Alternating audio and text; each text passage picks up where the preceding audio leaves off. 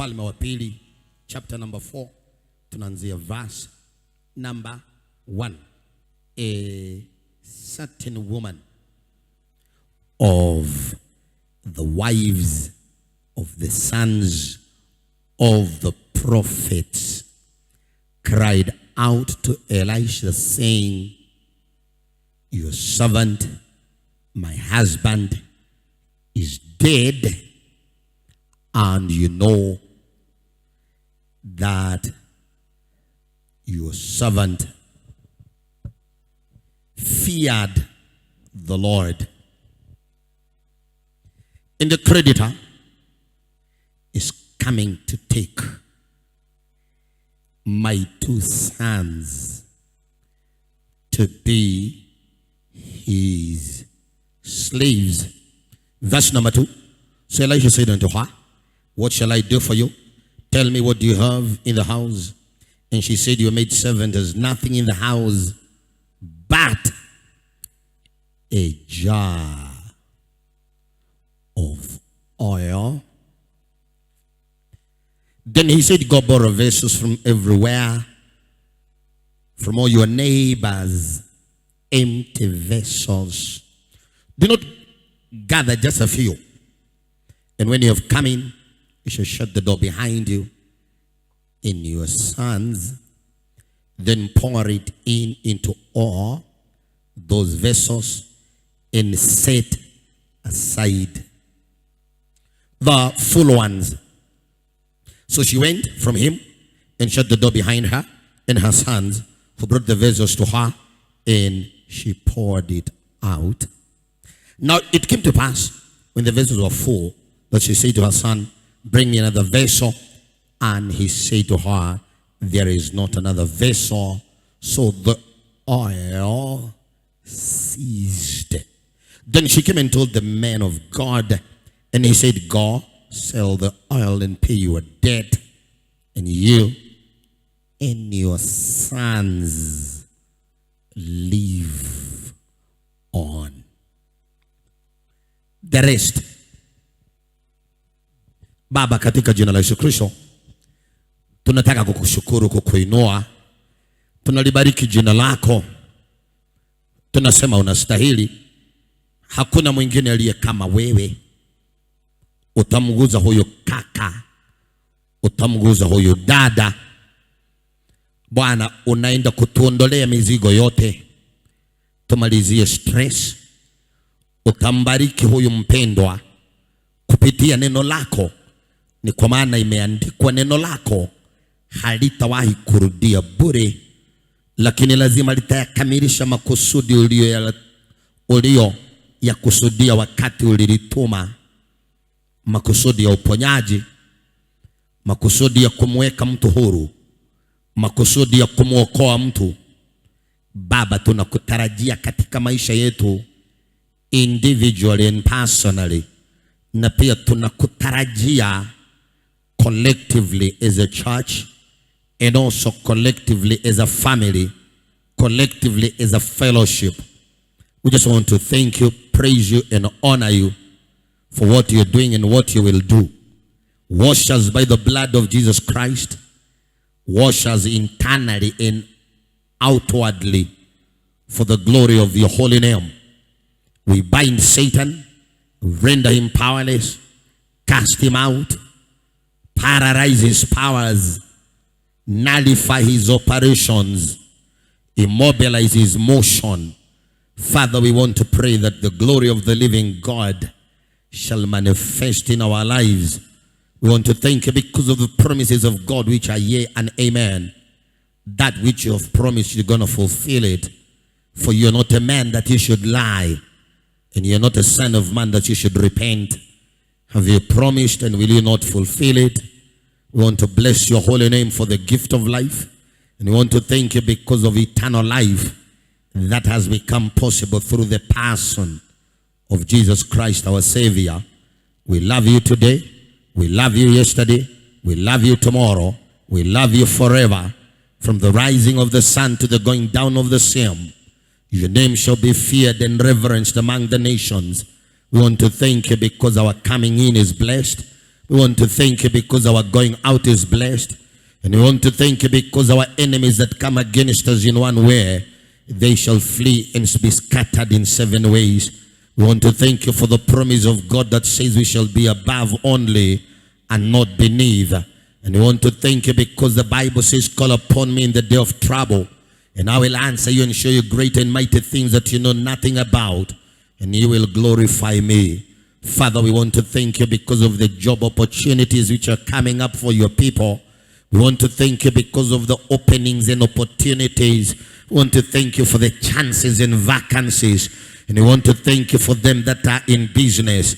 That, Lord, you're going to do exceedingly wonderful. You're going to remember your people in matters business, so that the enemy's hand shall never be felt again. Father, we are craving for the hand of God.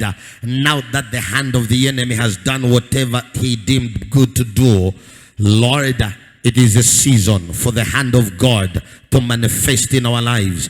We want to thank you because of our schools and our education institutions, that you're going to have your way, that you're going to fight our battles, that they are going to continue learning without interruption, and that they are not going to be swayed by the pleasures of the flesh, and that they are not going to be initiated into secret societies.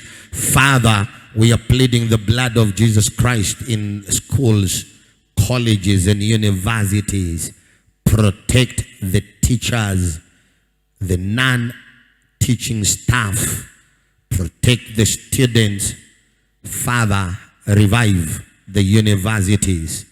We bless your name. We honor you. In Jesus' precious name we pray. Amen. Our Father who art in heaven, hallowed be thy name. Thy kingdom come, thy will be done on earth as it is in heaven. Give us this day our daily bread, and forgive us our trespasses, as we forgive those who trespass against us. Lead us not into temptation, but deliver us from the evil one. For thine is the kingdom, the power, and the glory, forever and ever. Amen. The grace of our Lord Jesus Christ and the love of God and the fellowship of the Holy Spirit be with us now and forever. Amen. surely Goodness and mercy shall follow us all the days of our lives, and we shall dwell in the house of the Lord forever and ever. Amen. Wafalme wa pili, chapter number 4, in verse number 7. Then she came and told the man of God, that is Elisha, and he said unto her, go sell the oil and pay your debt, and you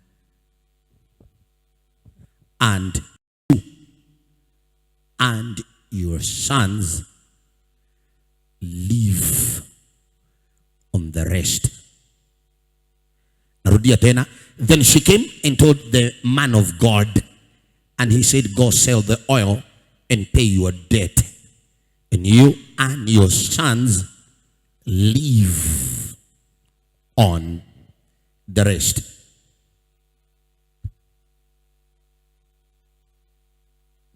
Kuna huyu dada, kuna huyu sister ambaye alifiwa na mume wake, na baada ya kufiwa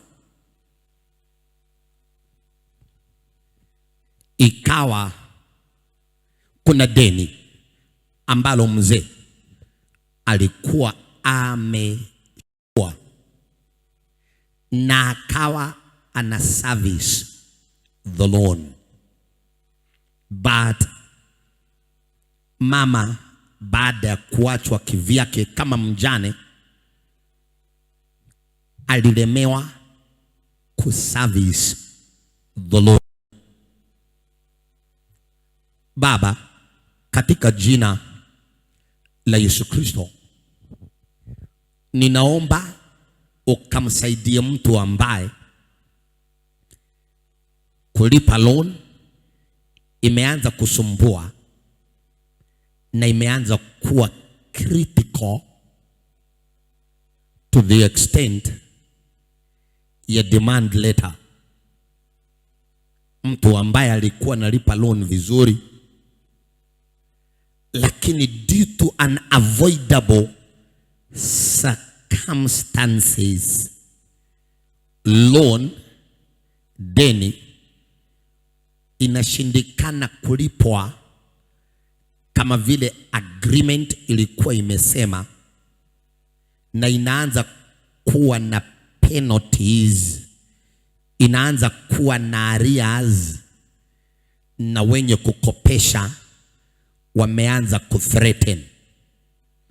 Laban shakasazia faperegom gavevevan tarashwa lagaita jareben taifemi kushakazi jebidoz kapebori taneina loboika begba saikajan lefritaibao, wanaolemewa na kulipa madeni, Bwana utawasaidia, na wakishatoka kwa madeni this time around, wasiwahi rudi kwa hali za aina hiyo tena, hali za kung'ang'ana, hali za uchochore, hali za kutishwa. Maandiko yakiniambia ya kwamba the borrower is a slave to the lender.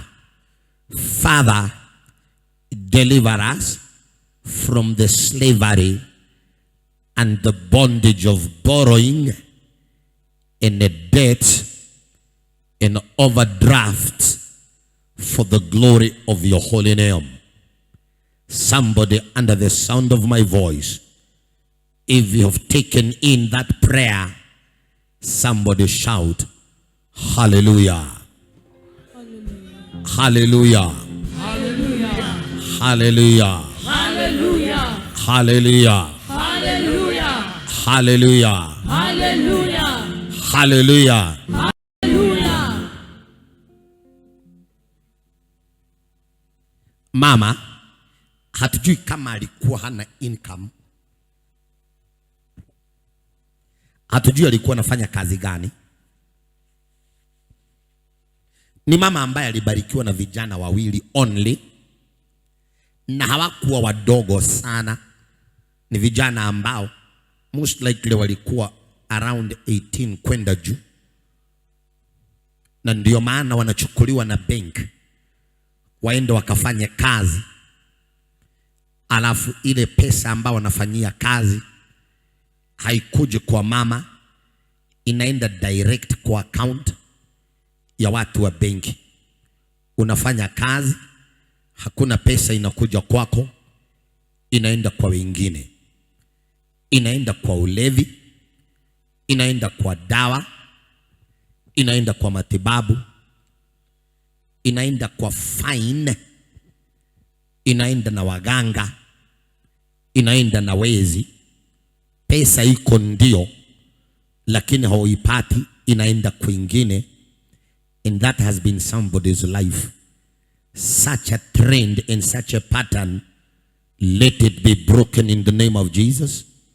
Let it be broken in the name of Jesus. Such a trend and a pattern, let it be broken in the name of Jesus. Let it be broken in the name of Jesus. That money is there, but it is not coming to you. It is going to fines. It is going for bond and sureties. It is going to medical institutions. It is going to schools because your kids' discipline has become wanting. Wanapigwa fine na zingine zinaibiwa. The devil is a liar. Such a pattern and a trend, let it be broken, let it be destroyed in the name of Jesus. Somebody make a joyful noise unto the Lord.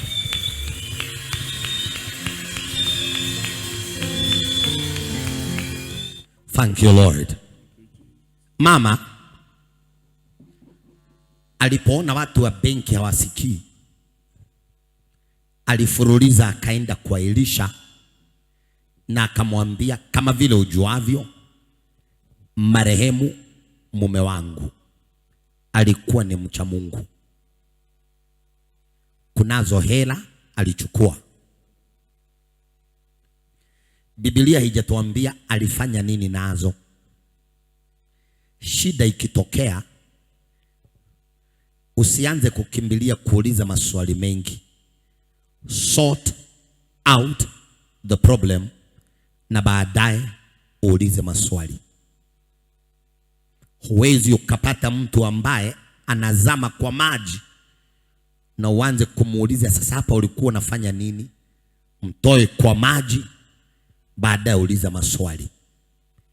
Hiyo ni tekniki ya kimaisha ya kwamba ukimpata mtu ndani ya shida kabisa na anahitaji emergency help, unamsaidia kwanza, maswali baadaye.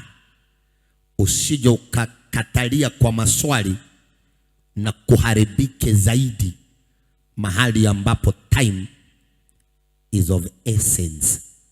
Mahali time lazima izingatiwe. Hatujaambiwa pesa ilifanya nini, because that is not an issue as of now. Mama alikimbia kwa Elisha na akamwelezea ya kwamba kuna deni ambalo benki nataka kunibebea vijana wawili. Mtumishi wa Mungu Elisha, utanisaidiaje? Elisha akamuuliza, uko na nini kwa nyumba? Akasema, niko na mafuta chungu kimoja tu, just a jerrycan of oil, na sina kitu kingine. Labda huyu mama alikuwa anataka Elisha amsaidie na pesa. Elisha alimsaidia na neno, akamwambia, kama uko na mafuta jerrycan moja tu, nenda kwa majirani uombe empty vessels na usiombe chache. Mama akaenda kwa majirani, labda shingo upande, kwa sababu hawa majirani walikuwa najua, number 1 amefiwa juzi, number 2 kuna deni. Na huwa ninaona ni kana kwamba wakati wa mazishi ya mume wake, huenda benki walituma representatives kumuonyesha ya kwamba tuko na wewe wakati unaomboleza. Watu ni watu, wanaweza wakakuonyesha kama wako na wewe, but they are not with you. Afadhali Kristo ambaye anakuanga na sisi for real live, yeye hadanganyi. Watu wa benki huenda walikuja mazishi na wakatambulishwa na mmoja wao akiwa amevaa t-shirt ya benki, akasimama akasalamia na akasema, marehemu alikuwa customer wetu mzuri sana.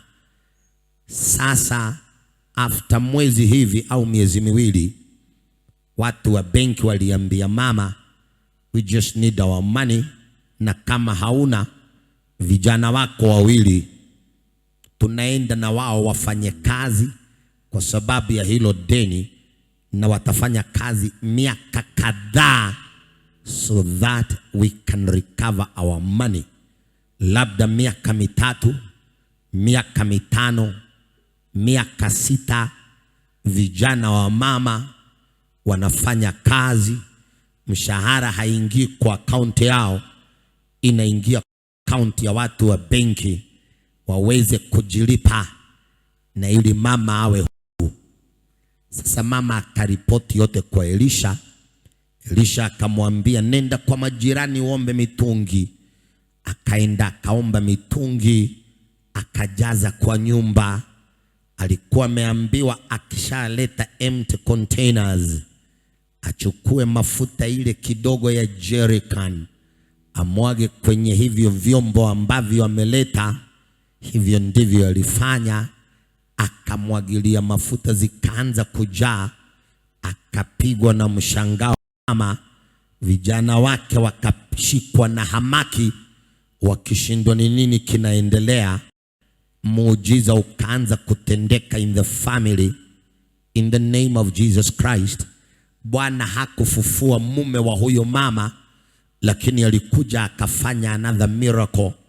Wakati mwingine, if you don't receive the miracle you had expected, usianze kuboeka na kuvunjika roho. God can do something else ambayo ni almost equivalent na ile ulitaka afanye na hakuifanya. Hii nyumba ilikuwa inajulikana ni ya mtumishi wa Bwana. Elisha alikuwa anajulikana anafufua maiti, lakini hakufufua huyu mwanaume. Alikuja na akazikwa. Hata hatujui kama Elisha alihudhuria mazishi. And then after that watu wa benki wakaja, na ninaona by this time kulikuwa na maongeo mengi. Wengine wanasema amekufa akiwa mdogo sana, labda kuna mahali alitenda dhambi, labda mke wake anaweza kuwa ni devil worshipper. Huyu mzee kuna mahali alikosea Mungu. Hii huduma inafufuanga maiti, yeye hajafufuliwa. Maneno mengi yakawa yanaongewa. Mama akawa anasononeka, kwa maana hela inaitishwa na benki na hana. Majirani hawawezi wakamsaidia, in-laws hawawezi wakasaidia, kanisa ikashindwa kusaidia, milango yote ikawa imefungana, hakuna wa kusaidia. Pressure ya mama ikapanda, cholesterol ikapanda, kaanza kuwa na migraine headaches, na kama ni menstruation ikaanza kuwa abnormal kwa sababu ya hormonal imbalance inayotokana na stress. Akawa ni wakulia labda usiku kucha, pilo ya kwake inaloana maji, maana hana wa kumsaidia, na wengine akiwaendea wamsaidie wanabaki wakiongea mbaya, wakisema hatukula na wewe, ulikula kivyako, and so on and so forth. Family ya mama na vijana wawili kukawa hakukaliki. Hapo nje kuna kaburi ya baba yao, huku benki na mkimbiza, na naanza kusema I wish my husband was around. Kuna watu wananipata dakika hii kwa sababu ya kutokuwa na mtu fulani. Kuna vile umekimbizwa sana na unakuwa unafikiria na unaongea, I wish my dad was around, I wish my mom was around, I wish my husband was around, I wish my wife was around, I pray my mother was around, I wish yule uncle aliyekuwa na niokoleanga was around.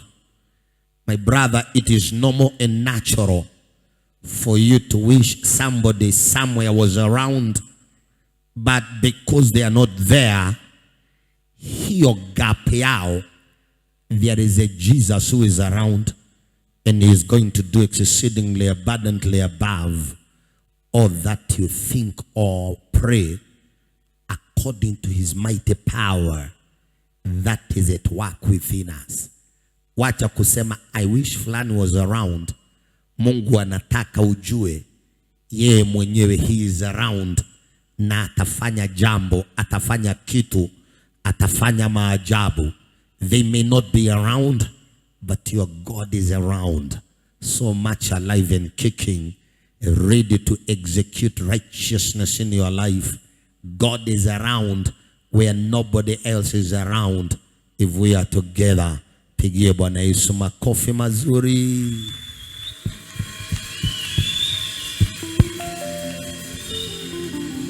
Mama ana wish mzee angelikuwa, lakini mzee hayuko, na ndio nikasema tunaenda kumuomba Mungu ya kwamba it doesn't matter who is not there, God is there, and he will do the necessary. God is there and he will do the necessary. Mtu fulani aseme God is there and he will do the necessary. God is there and he will do the necessary. I can hear you. God is there and he will do the necessary. Ukiwa nyumbani, God is there and he will do the necessary. Louder. God is there and he will do the necessary. Sikuski. God is there and he will do the necessary. Louder than that. God is there and he will do the necessary. 2 more times. God is there and he will do the necessary. Ya mwisho. God is there and he will do the necessary. Biblia inatuonyesha mama alienda kwa majirani akaomba mitungi, akajaza kwa nyumba. Mitungi wakati anaileta ikiwa empty na ikiwa ni ya mabati, ilikuwa inapiga kelele sana. Yaani wakati mwingine kabla Mungu hajakubariki kabisa, huwa anakuanika hadharani. Unajaribu kumwambia fiche hii aibu, anakataa. Unaimbika mbele za watu. Ni kwa sababu kuna muujiza unaokuja wa mbele za watu.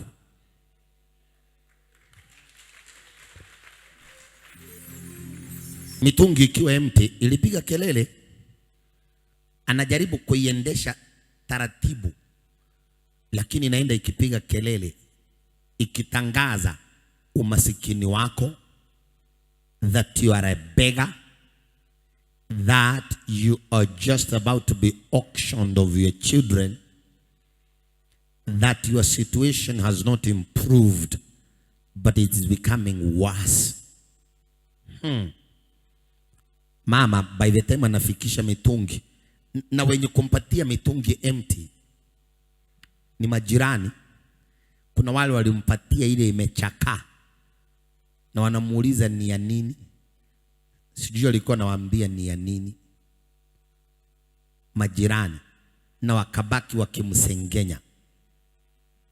My brother and my sister, kama kuna wakati umesengenywa ni this year. Kumekuwa na kusengenywa kwingi, umesengenywa, na hiyo ndio inakuanga procedure kabla hujabarikiwa na baraka nzito. Bwana anaruhusu upitie mapito ambayo utasengenywa na watu ambao si wa rika yako, na wanakusengenya mpaka wengine wanashindwa kukuangalia kwa macho, wakijua vile jana wamekuongea. Wanaongea matope, wanachafua jina lako, wakisema hata mitungi umekuja kubeba jana. Wengine wanasema kichwa kiangaliwe tangu ufiwe, na kukimbizwa na deni ni kama kichwa kimeharibika. Mitungi ni ya nini empty? Huyo mtu kwani hana watu wao wampeleke hospitali? Ni kama kichwa kimeruka. Ninaomba na mtu ambaye kichwa hakijaruka lakini watu wanaona ni kama kimeruka, ni kwa sababu umeamua kwenda the prophetic dimension na kumsubiri Bwana. Oh my God, surely goodness and mercy shall follow us all the days of our lives, and we shall dwell in the house of the Lord forever and ever. Amen. The grace Of our Lord Jesus Christ, and the love of God, and the fellowship of the Holy Spirit be with us now and forevermore. Amen. Mama alijaza mitungi ya watu kwa nyumba ndani, ikajaa mpaka pomoni, kila mahali, bedroom, sitting room. Akachukua mafuta vile aliambiwa na Elisha, akajaza mapipa yote, ikajaa.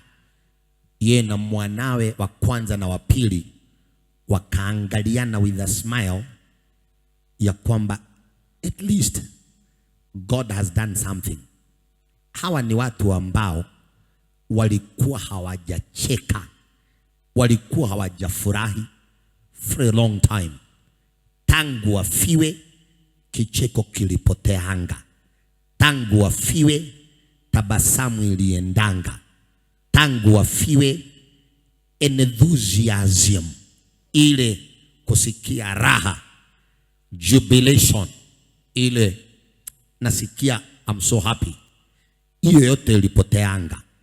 Lakini wakati mafuta ilijaa pipa ya kwanza, pipa ya pili, watu waliokuwa wamepoteza the joy of salvation, the happiness that goes with blessings, walianza kutabasamu.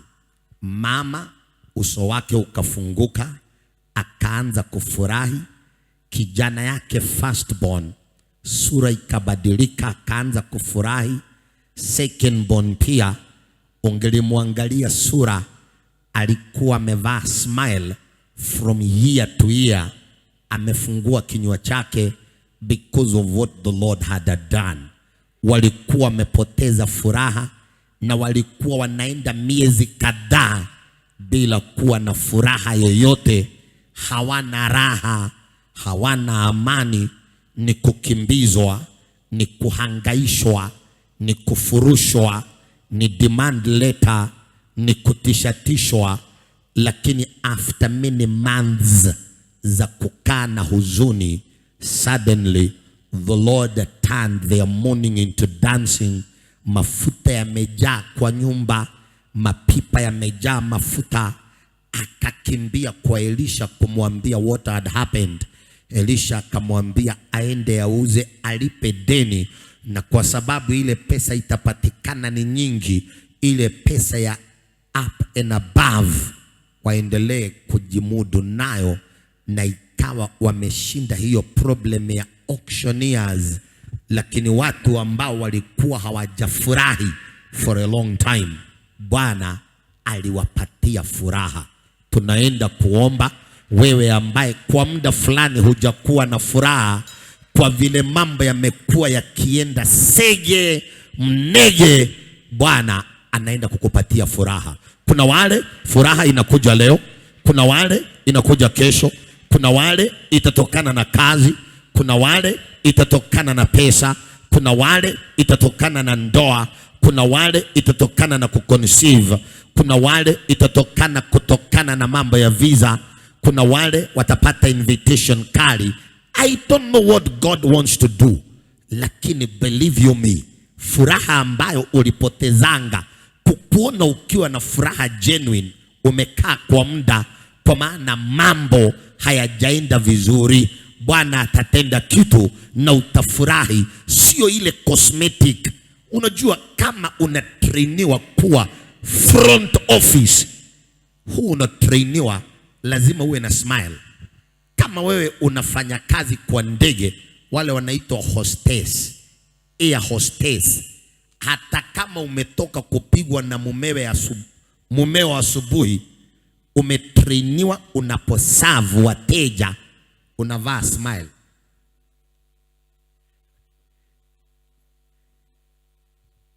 Kama huna jino moja unawekeshwa, alafu kila wakati.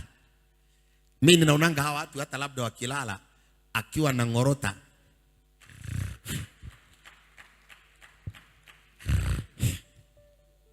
ni training. Front office, receptionist, human resource, the face of the company. Lazima wenye kusoma news lazima aweke smile kabla hajaanza kusoma news, na ametoka kutukanwa na mke wake na mume wake, akiulizwa yeye ni mwanaume saa ngapi, alafu akija kusoma news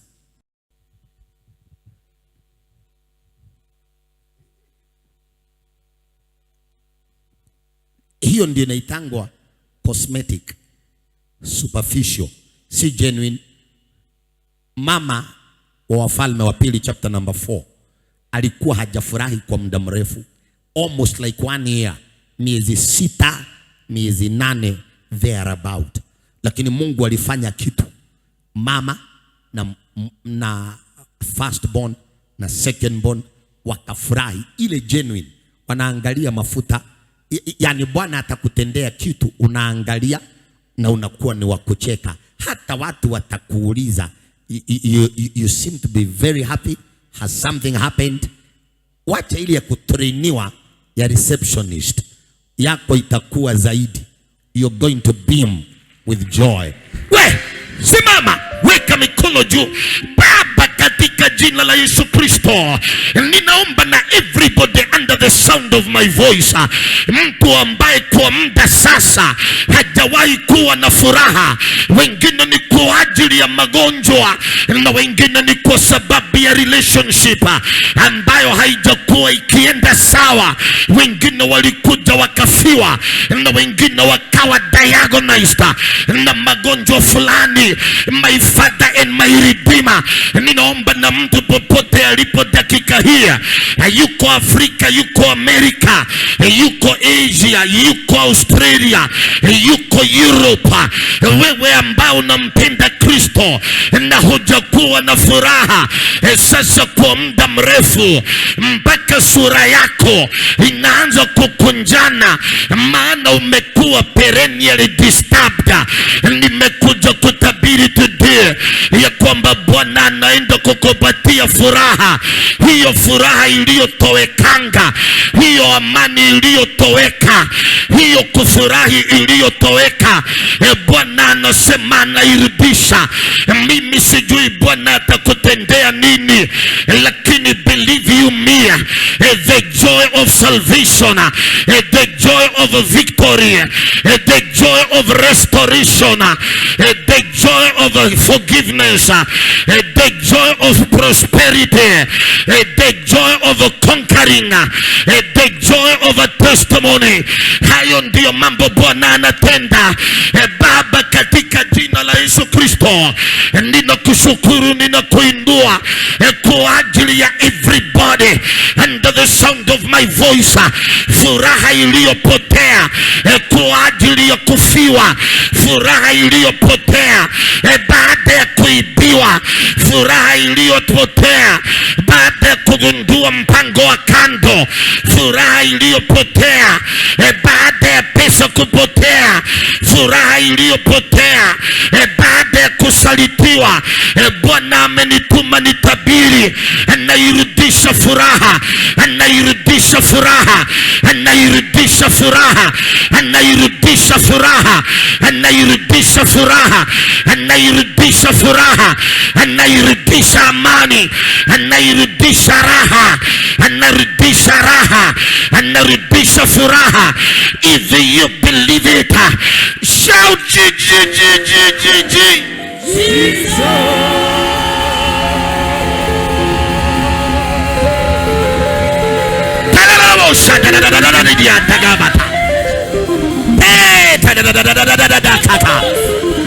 Komompa, komompa.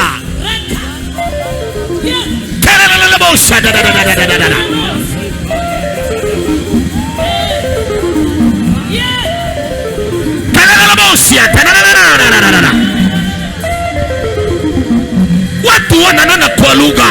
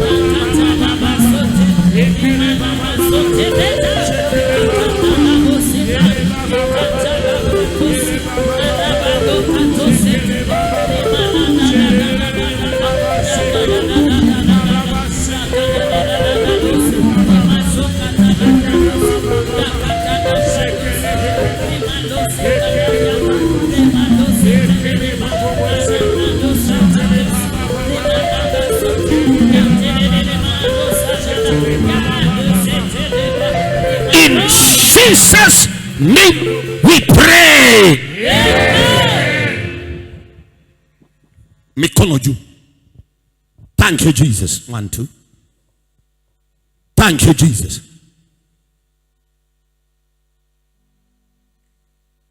Watu walikuwa wamekujanga kwa huyu mama nyumbani kwa sababu ya mazishi ya mume wake, na wakaja kwa wingi. Hatukukaa sana, walirudi tena. This time around si kwa sababu ya mazishi, walikuja for 2 reasons.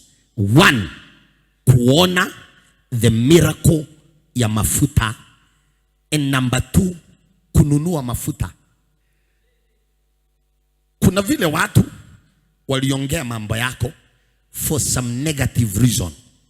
Hatutaenda mbali, unaenda kurudi kwenye vinywa vya watu this time around because of a big victory in the name of Jesus. Weka mikono juu. Baba, katika jina la Yesu Kristo, ninatabiria huyu brother na huyu sister ya kwamba anaenda kurudi kwenye vinywa vya watu. Mara hii hautarudi kwa vinywa vyao wakiongea matope na mambo machafu. Bwana anarudisha wewe kwa vinywa vyao. Wataongelea kuhusiana na breakthrough yako na kile kitu Bwana ametenda. If you believe it, shout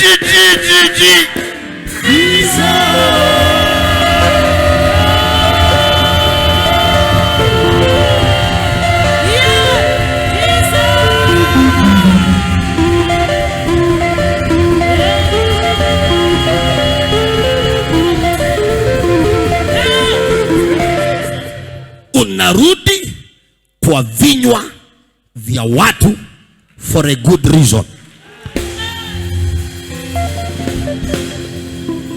Unarudi kwa vinywa vya watu for a good reason. Unarudi kwa vinywa vya watu for a good reason. Unarudi kwa vinywa vya watu for a good reason.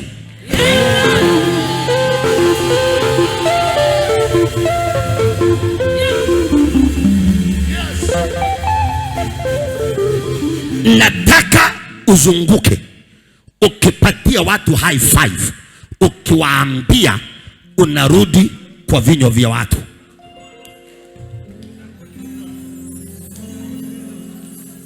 Unarudi kwa vinywa vya watu.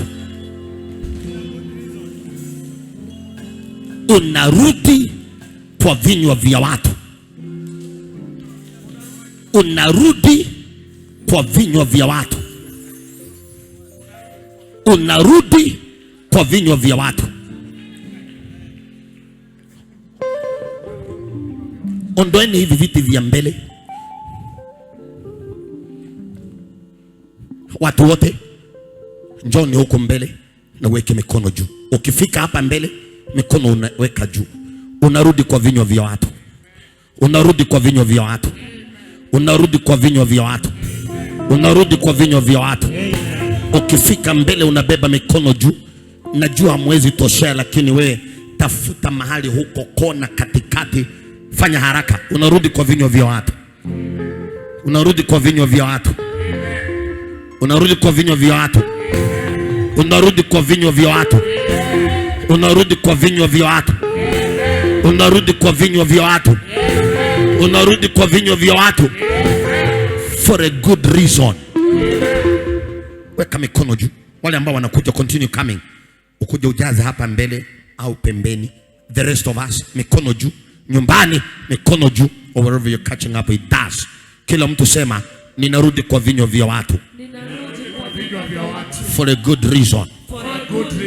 Ninarudi kwa vinywa vya watu. For a good reason. Ninarudi kwa vinywa vya watu. For a good reason. In the name of Jesus. In the name of Jesus. In the name of Jesus. In the name of Jesus. In the name of Jesus. In the name of Jesus. In the name of Jesus. In the name of Jesus. In the name of Jesus. In the name of Jesus. In the name of Jesus. Hebu weka mikono juu mbele zake Bwana. Funga macho. Huyu mama mjane lazima alikuwa amejaribu kuomba pesa kwa watu, wakamwambia hawana. Sina. Na unajua vile watu wanasemanga, I wish you came last week. How last week but one. I had the money. Wengine wanasemanga ni ukweli na wengine ni kudanganya. I wish you came yesterday. Walikataa kabisa kumsaidia na pesa. Wapendwa, wekeni mikono juu. Ukiwa nyumbani, ukiwa hapa, nataka usikie mambo hujawahi sikia. Gani? Walikataa kumsaidia mama na pesa. Wakati alianza kuuza mafuta na aliuza at a throwaway price, walikuja na pesa na mama akashindwa. Si mlisema hamuna pesa? Kwani hii imetoka wapi? My brother and my sister, kuna kitu imesemekana haiko, lakini Bwana ataileta mikononi mwako. Bwana ataileta mikononi mwako. Bwana ataileta mikononi mwako. Bwana anaiweka mikononi mwako. Bwana anaiweka mikononi mwako. Hebu weka mikono juu. Eti hakuna pesa. Unaenda kwa huyu jirani, we don't have any money, not even coin. Hatuna chochote. We don't have any money at all. Wacha aanze kuuza mafuta. Hata waliomdanganya hawana pesa, walileta zote. Na walikuwa wamemwambia hakuna. Imesemekana ati hakuna uponyaji wa kansa. Imesemekana ati hakuna vacancy kwa hiyo college. Imesemekana ati hakuna plot ya kuuzwa. Imesemekana ati hakuna visa. Mimi nataka nitabiri mambo fulani ambayo wamekuambia hakuna. Sijui Mungu atakutafutia kutoka wapi, lakini wamesema huwezi olewa, huwezi oa. Bwana anaenda kuprovide a good suitor, fiancé na fiance in the name of Jesus Christ. Na ile pesa walisema hawana, walikuja wakamwachia mama, wakabeba mafuta na mama akafanyika a business person. Mungu ndiye alimfanya business person together na watoto wake, na biashara yao ilikuwa ni faida tupu, kwa maana hakukuwa na expenses za transport na production. Yote ni watu wakuje mbebe muache pesa. Mpaka mama akaanza kuhofia usalama wake, kwa maana pesa imeanza kuwa nyingi. Weka mikono juu. Baba, katika jina la Yesu Kristo, ninaachilia baraka ambayo itamfanya huyu dada na huyu kaka aanze kuhofia usalama wake. Hivyo ndivyo ninatangaza, nikiwa nimekanyangia shetani chini ya miguu yangu. Ninaachilia baraka zaidi ya matarajio ya wapendwa wangu. Baba, katika jina la Yesu Kristo, mama ambaye alikuwa amekazwa, mama aliyesukumwa kwenye ukuta, ulikuja ukamnusuru, ulikuja ukamsaidia na ukasaidia watoto wake. Huyu mzazi tunayeomba na yeye, saidia watoto wake, saidia watoto wake, saidia watoto wake, saidia watoto wake, saidia watoto wake, saidia watoto wake, saidia watoto wake, saidia watoto wake, saidia watoto wake.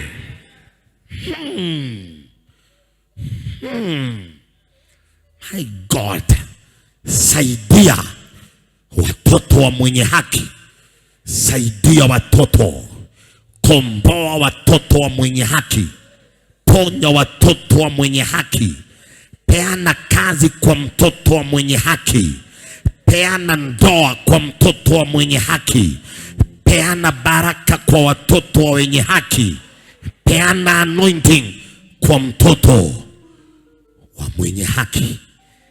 Hawa vijana ni watoto wa mwenye haki. Shetani kataka kuaibisha na kuwatuma kwa slavery, bingu zikakataa, wakaanza kuuza mafuta. Si ajabu hawa watoto walinunua gari in quote in a less than miezi kadhaa. Kuna watu under the sound of my voice, mahubiri na maombi ya leo yanaenda kuleta gari as a matter of weeks and months. In Jesus' name. In Jesus' name. Mikono juu, in Jesus' name. In Jesus' name. In Jesus' name. In Jesus' name. In Jesus' name. In Jesus' name. In Jesus' name. In Jesus' name. Weka mikono juu. Barua ambazo watu wa benki walikuwa wameandika ya kwamba tarehe fulani tunachukua vijana wako na wataenda kufanya kazi wapi? Kule kwa mananasi kunaitangwa Del Monte au kwa Mkongwe, maeneo kama ya Mombasa, Vipingo na wengine industrial area. Barua zilikuwa zimeandikwa ya kwamba mama, tarehe fulani tunabeba vijana wako, hutakuwa na wao kwa muda. Hizo barua zote, si hawa watu walikuja, na wakati walikuja nyumbani kwa mama wakashindwa ni huku kweli. Hatukuacha kukiwa na duka, hatukukuacha watu wakiwa nakuja kupiga laini kununua mafuta. Labda walikuja wakakuta watu wamepiga laini wanachukua mafuta wakiacha pesa. My brother, vile shida zilipiga laini kwako, sasa ni baraka zinaenda kupiga laini kwako. If you believe it, shout Jesus.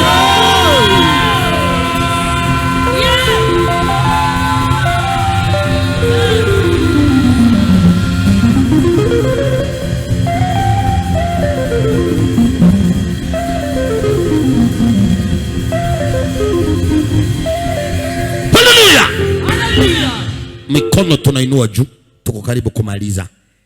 Wenye kutaka kubeba vijana kwa sababu ya deni, ninaona wakija nyumbani kwa mama wanaanza kuona kama wamekosea, kwa sababu features walizoacha sio hizo. Nyumba imepasuliwa ikawa dirisha ndio mahali pa kuuzia, alafu kuna watu wamepiga laini, labda wakauliza jirani kama huko ndio kwa fulani, wakaambiwa ndio, na wakauliza imekuaje, wakaambiwa vile muujiza umetendeka wa mafuta. Sasa wakaja wakapewa pesa yao.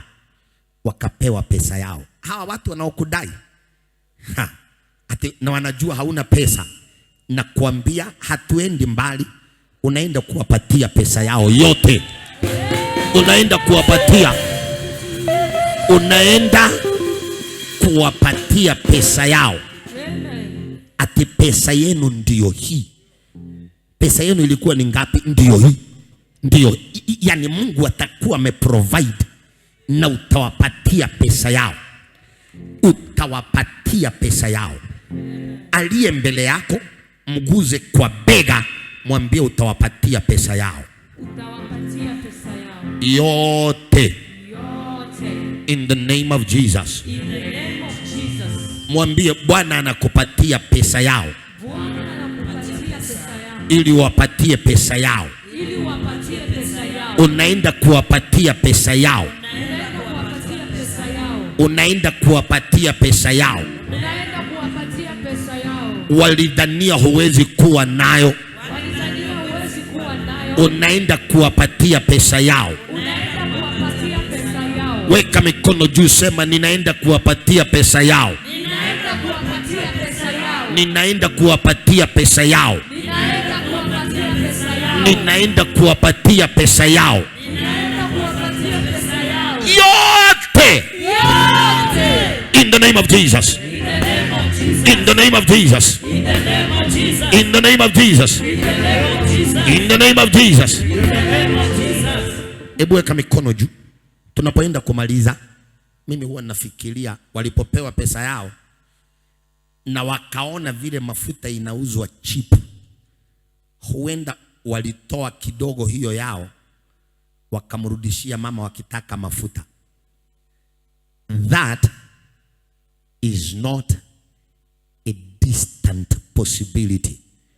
Unapewa pesa yako, Alafu unaona ile vitu mama anauza, unamwambia nataka mafuta ya ngiri 2, so ile tena inarudi kwako. There is a way pesa itaanza kurudi kwako.